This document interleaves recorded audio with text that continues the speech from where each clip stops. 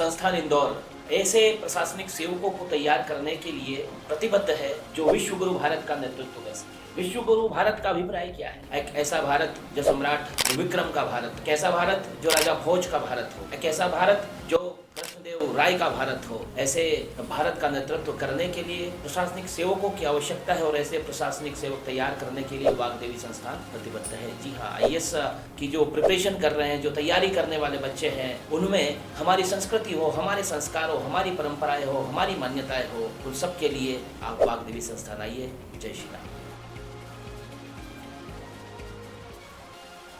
मध्य प्रदेश के इतिहास में पहली बार पाटीदार समाज का अधिवेशन मंदसौर जिले के दलोदा कृषि उपज मंडी में आयोजित किया गया, जिसमें जय जस सरदार जय पाटीदार के नारों के साथ हजारों की संख्या में समाज के महिला, पुरुष, बच्चे, युवा पीढ़ी बड़ी संख्या में इस अधिवेशन में शामिल हुए।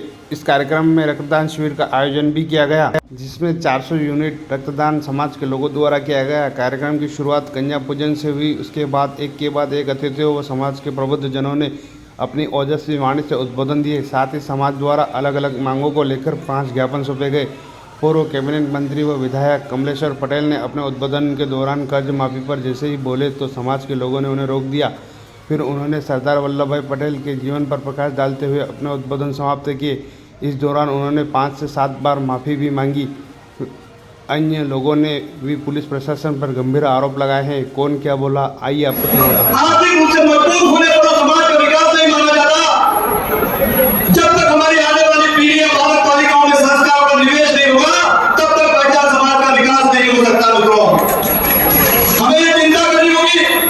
हमने शिक्षा के क्षेत्र में, व्यापार के क्षेत्र में, खेती के क्षेत्र में अनेक उपलब्धियां हासिल की है, लेकिन उपलब्धियों के साथ साथ हम सरदार पटेल के वंशज हैं, इसलिए हमको हमारी संस्कृति और सभ्यता को बचाए रखने का काम करना पड़ेगा। आप सबको याद है कि सुबह का खुला लोग आए तो उसको बुलाने के लिए शाम को इंसान की वैल्यू उसकी प्रतिभा और उसके काम के आधार पर होती है। मैं एक उदाहरण के माध्यम से आपको बताना चाहूंगा। एक होटल में एक चाय का कप मिलता है तो 10 रुपए में मिलता है, वही चाय का कप एक रेस्टोरेंट में 25 रुपए में मिलता है। आदमी अपनी प्रतिभा से अपनी पहचान बनाता है और उसकी वैल्यू को खुद बनाता है। अगर शिक्षा, व्यापार और खेती के साथ साथ वो संस्कार के साथ अगर समाज को आगे ले जाएगा तो मुझे लगता है कि पूरे देश में पाटीदार समाज से ज्यादा संस्कार और शिक्षा किसी के पास हो नहीं सकते। किसी के साथ अन्याय होता है उसकी मदद करने के लिए तत्पर रहे। अभी हमारा किसानों की फसलें बिल्कुल बर्बाद होने के कगार पे है और विद्युत मंडल की तानाशाही देखो, 10 घंटे जो सप्लाई मिल रही है कल से उसको बदल के 7 घंटे कर दिया केवल। दूसरा निकलने है 4 घंटे दिन में, 3 घंटे रात को दी जा रही है। अरे रात में क्या हम रोएंगे क्या? दिन में लाइट देते और 3 शेड के अंदर उद्योग करते हैं। मेरा आप सबसे विनम्र अनुरोध है, एक और चीज आपसे कहना चाहता हूँ। हमारी दीदी बैठी हुई है राज्यसभा सदस्य, जो उनके विषय का प्रश्न है, आप राज्यसभा में उठाए कि हमारा किसान फसल होता है, डोड़ा चुनाव होता है, अफीम होता है, फसल सरकार ले लेती है और उस डोड़े चुने के ऊपर हमारे पाटीदारों के ऊपर कई केस बना दिए जाते हैं और पुलिस ने मामला नहीं पकड़ती है। तो मेरा आपसे अनुरोध है, दीदी मेरी बहन है, इस विषय को उठाए और किसान को ये जो डोड़ा चुनाव अवशेष है इसको बेचने की भूल नहीं जाने दें।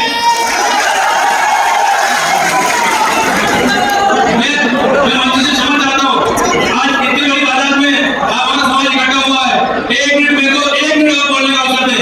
मैं आपसे निवेदन करना चाहता हूँ कि जब तक समाज की ताकत राजनीति में नहीं पहुंचेगी, आपका समाज शून्य है। तो हमारा समाज से भी निवेदन करना चाहता हूँ, जहाँ जिसको मौका मिले उसकी पीछे के दस्ते से उसकी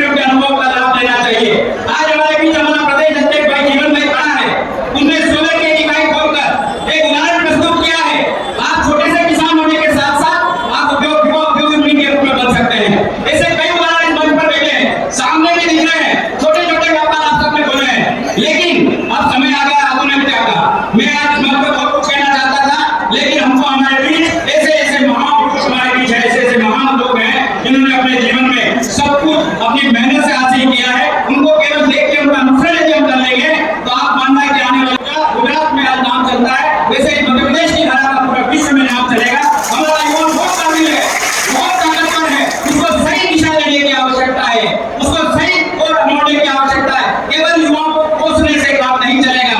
आप जितने वरिष्ठ बेटे हैं, आप उन पर विश्वास करना सीखे, उनको ताकत देना सीखे और जब जरूरत पड़े तब उनके साथ खड़े होने की भी आवश्यकता है। इस मंच के माध्यम से मैं इतना ही कहना चाहूंगा।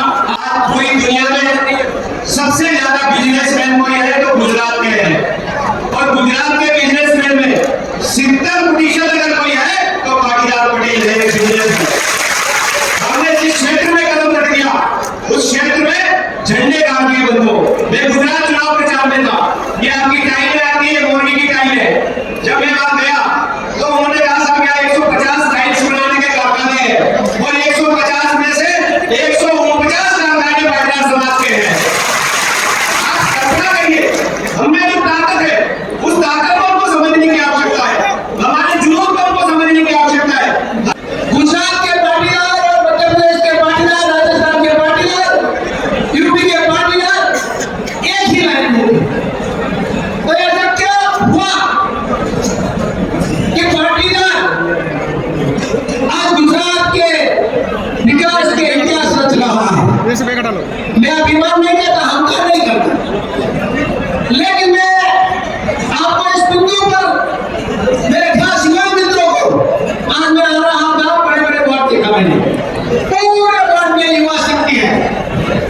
मैं भी आ रहा था तो कर्णी सेना के भी वार्ड मैंने देखा, पाटीदार समाज को वो सम्मानित कर रहे थे, साथ साथ अपनी गुरु देवी को भी याद करते थे। ये सोच, ये चिंतन आप सबको समझना है। सरदार पटेल ने आप सबका सीना सारे देश में, सारे विश्व में आपको मान दिलाया पाटीदारों का, और उसके हिसाब से आप आज सरदार पटेल को याद कर रहे हैं। लेकिन उनके चरित्र, उनके असूल, उनने जो बात, जो खड़ी पुरुष के बारे में जो जाना जाता है, इसी तरह आपको आगे बढ़ना है। आज समाज की जरूरत क्या है? समाज को संगठित करना ये पहली बात है, लेकिन साथ में 3 बिंदुओं पर समाज को आगे बढ़ना है। और गुजरात के पाटीदार ने सरदार को साथ में लेकर, माँ और घोड़ा के साथ लेकर, माँ अम्मा को साथ लेकर जो अपना परिवर्तन किया है, उसको आप सबको याद करना होगा। गुजरात में उमा घोड़ा को संस्थाओं में एक धार्मिक संस्था अपनी कूद गई होते हुए जिस तरह समाज के विकास के, शिक्षण के बारे में और शिक्षण दिलाने के लिए क्या क्या करना पड़ता है, उसी बात को आगे रखा है। आज हम सारे मध्य प्रदेश और राजस्थान सभी जगह घूमते हैं तो 3 बिंदुओं पर हम आगे बढ़ते हैं। एक हमारा बिंदु है सबको शिक्षा मिले, और शिक्षा के लिए गुजरात के जो संस्थाएं थी उन्होंने उसके लिए पैसे की जरूरत थी, उसके लिए सोच की जरूरत थी, तो उसके लिए जो पैसा जुटाना है तो किसान कुछ पैसा तो कमा सकता था, लेकिन उनका पैसा समाज के जो परिवार थे, जो खर्चे थे, उसमें जाते हैं। मेरे युवा मित्रों को मैं याद करना चाहता हूं, जो आपकी आवाज जो मुद्दे बोल की बात है, यात्रा पर आप जो खर्च कर रहे हैं और दूसरे पहलू पर जो खर्च कर रहे हैं, वो खर्च को बंद करने की खास जरूरत है।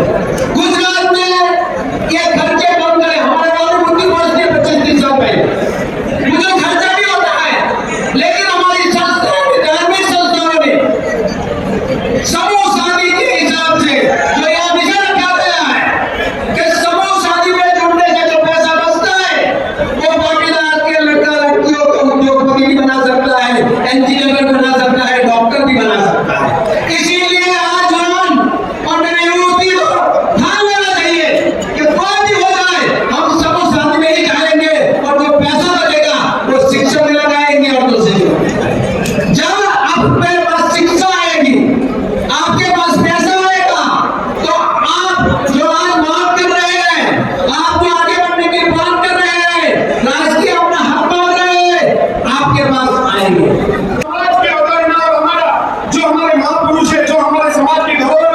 उस पर मुझे बोलना है। साथियों, मैं बताना चाहता हूँ कि पाटीदार समाज जो पूरा से निकला हुआ समाज, जो कृषि पर आधारित और कृषि के लिए अपने आप में पहचाना जाता है, पाटीदार समाज को तस्करों की नजर से देखना बंद करो। ये आखिरी बार चेतावनी दे रहे हैं। आखिरी बार ये सब लगने में शासन प्रशासन के लोग कि पाटीदार समाज का लोग अपनी कमाता है, अपनी खाता है, वो केवल तुम्हारे लिए नहीं कमाता कि तुम किसी भी झूठे मुकदमे में उसका नाम लिखो और तत्काल उसके घर पे पहुंचो। मैं आह्वान करता हूँ महाकुंभ से, हाथ खड़े करके मुझे आशीर्वाद देना कि आज के बाद इस संकल्प तारीख को याद रखना। आज की तारीख को, इन 3 तारीख को याद रखना कि आज के बाद अगर किसी पाटीदार के खिलाफ या कोई हमारा अन्य भी है, कोई दूसरे समाज का गरीब है, कोई व्यक्ति है, अगर उसके साथ अन्याय अत्याचार भी करे तो हम सब एक साथ मिलकर खड़े होंगे और उसका सामने हाथ खड़ा करेंगे। हाथ खड़ा करके आशीर्वाद दो कि हमेशा हमेशा जब से हमारा समाज आए तब से हमने हमेशा लड़ाइयाँ लड़ी है। चाहे वो किसान आंदोलन के माध्यम से आज अधिकार की लड़ाई हो, हमारा समाज हमेशा केवल अपनी छाप और पहचान के लिए जाना जाता है। उम्मीद करते हैं कि आप सबका आशीर्वाद हमें मिले, हमको आगे बढ़ने में आप सबका समाज की ताकत मिले। उसी तरह की ताकत आप सब भी अपेक्षा करते हैं कि हमने जिनको नेता बनाया, जो समाज के अगुवा है, वो किसी भी पार्टी किसी भी दल में हो, हमारे ऊपर जब संकट आए, हमारे ऊपर जब आपदा आए, कोई सुख दुख की घड़ी हो, तो हमारी छाया बनकर हमारे साथ खड़े मिले। फिर वहां पार्टी भी एक किनारे करने का काम करना चाहिए, ऐसा हम मानते हैं। आज हम याद करते हैं वो जो सरदार वल्लभ भाई पटेल जी को, मुझे एक संस्मरण याद आता है पटेल जी का, सरदार वल्लभ भाई पटेल जी का, कि उनकी धर्मपत्नी वो इतने समाज सेवी थे, अपने काम के प्रति इतने लीन रहते थे कि एक बार वकालत कर रहे थे, वो किसी गरीब की मदद करने के लिए पैरवी कर रहे थे, मजिस्ट्रेटी में खड़े थे और उसी दरमियान कोई आके पक्षी देता है कि हमारी आपकी धर्मपत्नी की मृत्यु हो गई है। उन्होंने पर्ची देखने के बाद बिजली नहीं हुए, उसको जेल में डाल दिया और न्याय दिलाने का काम किया। हम ऐसे वंशज के लोग हैं, हम ऐसे प्रणेता नेता के लोग हैं, उनके वंशज के लोग हैं कि जिन्होंने देश को बनाने में और देश को एक करने में, कितनी सारी रियासतों को एक करने में, उनका विलीनीकरण करने में, और कोई लीडर सरदार वल्लभ भाई पटेल जी थे कि जिन्होंने कितनी बड़ी बड़ी रियासतें थी, 500 से ज्यादा रियासतों को विलीनीकरण कर दिया था, सरकार में शामिल करने का काम किया था।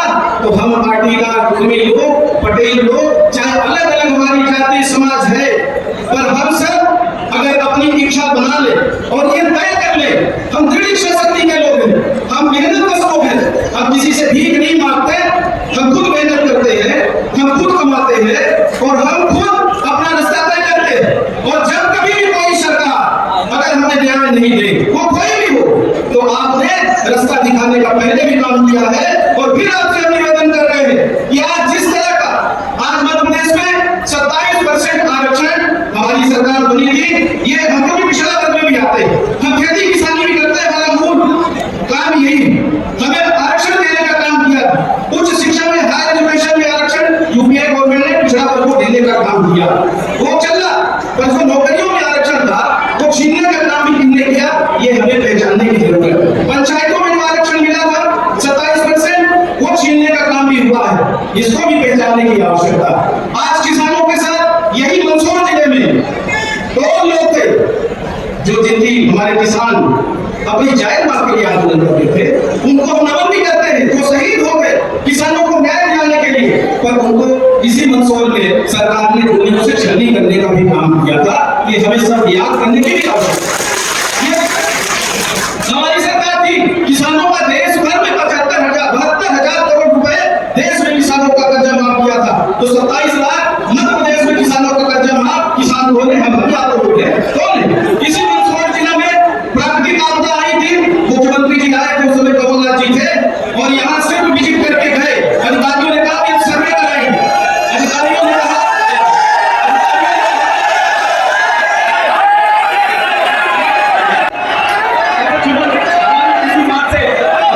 हमारी किसी बात से आप सबको कोई हमारी बात अगर अन्यथा लगी है,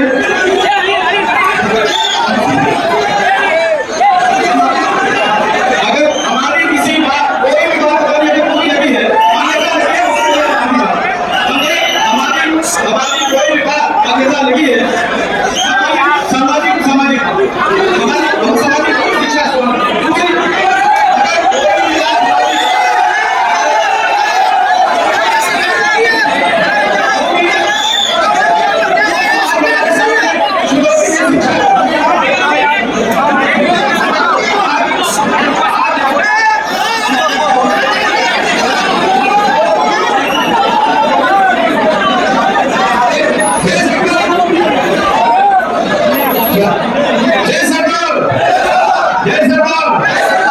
आपसे भी अपील करता हूं, ये पाटीदार समाज का मंच है, हम समाज के हित में बात करेंगे। और मैं आदरणीय कमलेश्वर जी से आह्वान करता हूं कि आप समाज के हित में जितना बोलना चाहें बोले, राजनीतिक विषय को अगर बाजू रखेंगे तो ज्यादा ठीक रहेगा।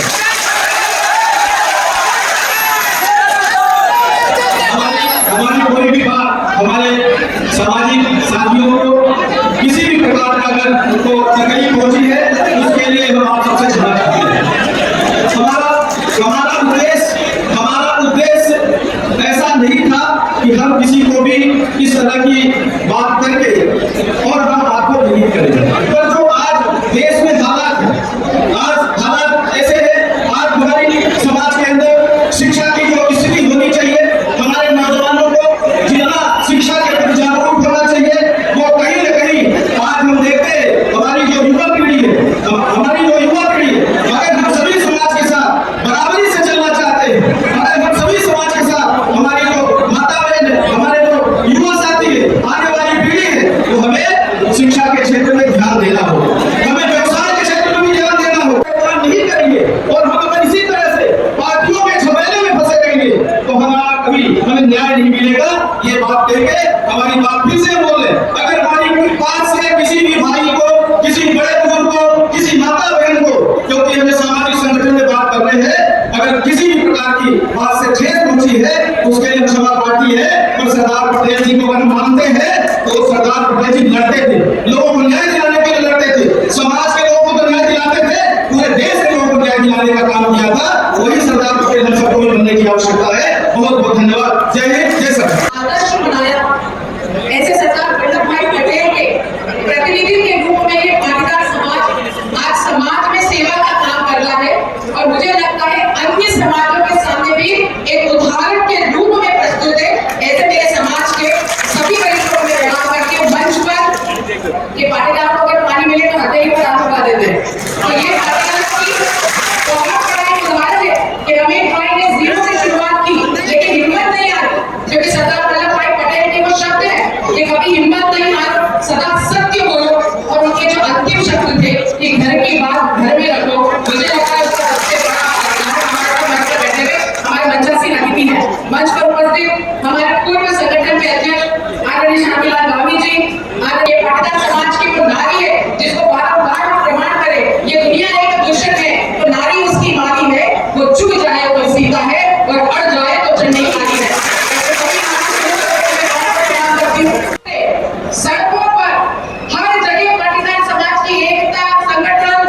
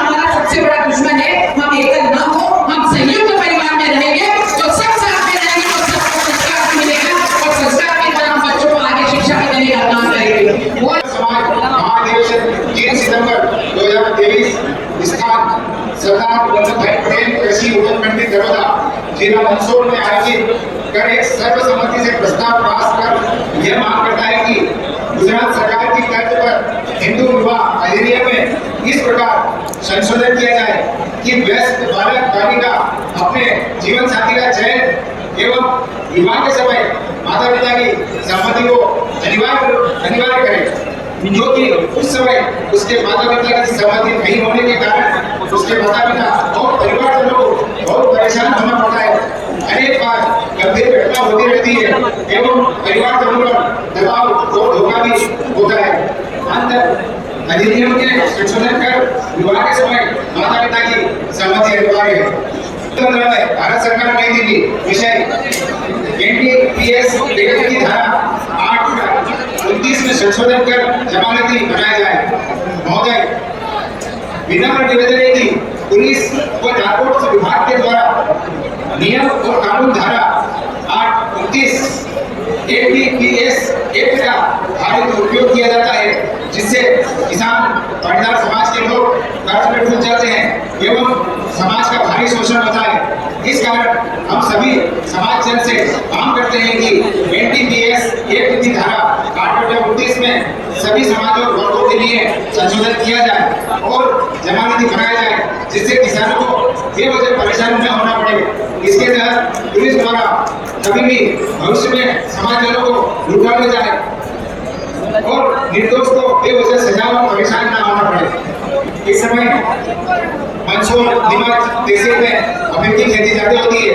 इस कारण से कई प्रशासन पुलिस अधिकारी भी उसका दुरुपयोग करते हैं। अगर पाटीदार नाम आया तो वो समझते हैं कि हमारा नाम हो गया, तो झूठे नाम फंसा के कई बार प्रकरण दर्ज करते हैं। इसके लिए विरोध दर्ज करने के लिए ये गलतियां है सरकार को। ऐसे कई समाज है, ऐसे कई समाज है जिसकी बहन बेटियों की ओर नजर भी कोई नहीं कर सकता है कि नहीं है? यदि उसी के ऊपर नजर करते हैं तो उसकी आंख फोड़ देते हैं, आंख लगाते हैं तो उसका हाथ काट लेते हैं। ऐसा हम कब करेंगे? सरकार के भरोसे नहीं बैठे रहेंगे क्या? सरकार के भरोसे में डॉक्टर काटना है। ऐसा हम कब बोलेंगे कि हमारी बिटिया की ओर आंख करेंगे तो उसकी आंख फोड़ देंगे, हमारी बिटिया का हाथ पकड़ेंगे तो उसका हम हाथ काट देंगे। हम भी छत्रपति शिवाजी महाराज पूर्वी वंश के वंशज हैं, इतने धोखे और नमाले नहीं थे हम। मैं मानता हूँ पढ़ाई करने की आवश्यकता है हमारे समाज को, पर आप ये भी सुन ले और ये भी देख ले कि वृद्धाश्रम में जाके देखेंगे तो जितने माँ बाप है उसमें पढ़े लिखे के, एक भी साइकिल चलाने वाले, एक भी खेत में मजदूरी करने वाले, एक भी गाय चलाने वाले के माँ बाप है क्या उधर वृद्धाश्रम में? वृद्धाश्रम जो है वो वास्तविकता है और हमारे समाज का कलंक है। ये सारी चीजें हमारी मुसीबत को और दूर नहीं करेगा। भगवान श्री कृष्ण ने अपन को स्पष्ट कहा है कि ये युद्ध तुम्हें ही करना है और तेरे हाथ से ही करना पड़ेगा।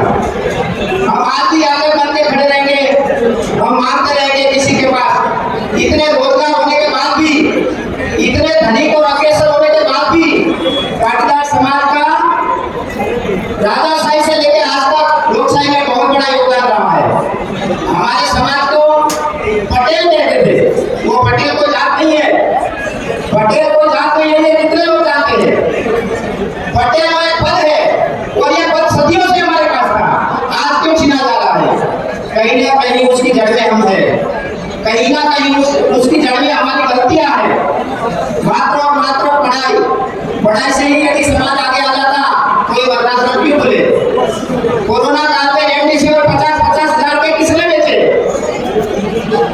कोई साइकिल चलाने वाले ने बेचे क्या? पढ़े लिखे लोगों ने बेचे। तो मेरा यहाँ ये निवेदन है कि समाज को आगे ले जाने के लिए हमें गुलामियों से बाहर आना पड़ेगा, खुद कुछ सोचना पड़ेगा, खुद के बच्चों को पावरफुल बनाना पड़ेगा, खुद के बच्चों के अंदर ज्ञान भरना पड़ेगा। किसी और से ही मांगते रहेंगे तो हमारा कुछ होने वाला है नहीं। ये आशा करना भी मूर्खता है। अब उसके लिए हम क्या कर सकते हैं? हमारे सबके पास कृषि है, हम सब किसान हैं। एक बच्चा बड़े करने में कितनी ऊर्जा लगती है वो हमें पता है। उसके पीछे दिल और जान से हम लगा देते हैं, जीवन की सारी पूंजी लगा देते हैं, जीवन की सारी एनर्जी लगा देते हैं, और बाद में हमारा बच्चा कॉलेज काल में होता है तो उसका माइंड सेट कर दिया जाता है कि ये पैकेज पढ़ोगे तो ये पैकेज मिलेगा, ये सिलेबस पढ़ोगे तो ये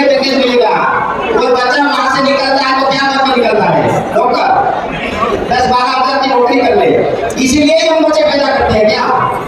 हाँ, कुछ लक्ष्य है हमारे जीवन का और कुछ हम चाहते हैं और जो हमारी जरूरतें हैं,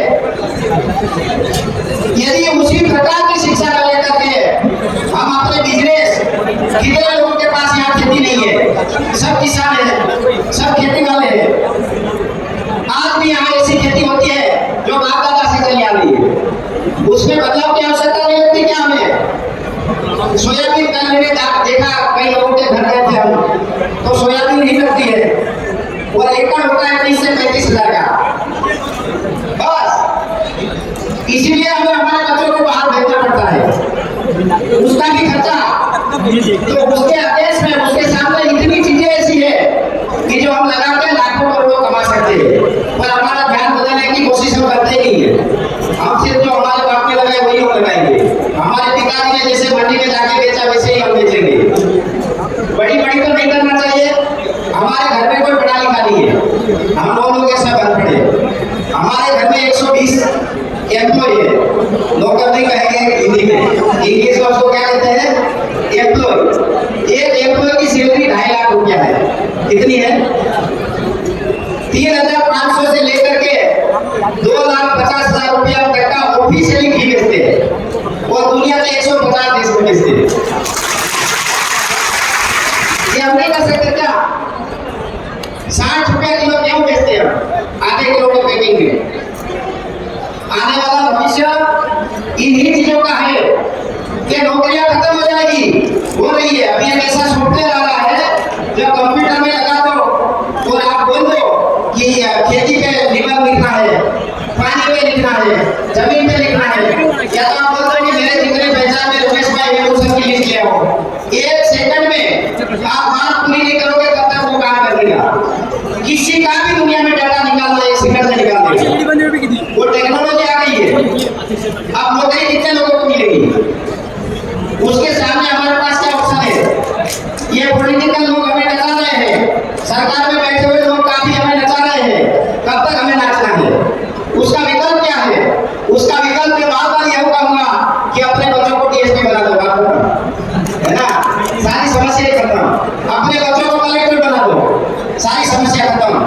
आप ये नहीं सोचते, ये परमानेंट सॉल्यूशन है और ये काम के लेना ये एक आपके ऊपर उपकार है। 26 देश के लोग हमारे यहाँ ट्रेनिंग लेके गए, 26 कंट्रीज से लोग हमारे यहाँ ट्रेनिंग लेके गए। हमारी एक वेबसाइट भी है, हमारी यूट्यूब है तो 2.5 लाख लोग सब्सक्राइबर्स हैं। हमारी एक एप्लीकेशन है मैजिक गोपाल विद्या, 12 भाषा में है।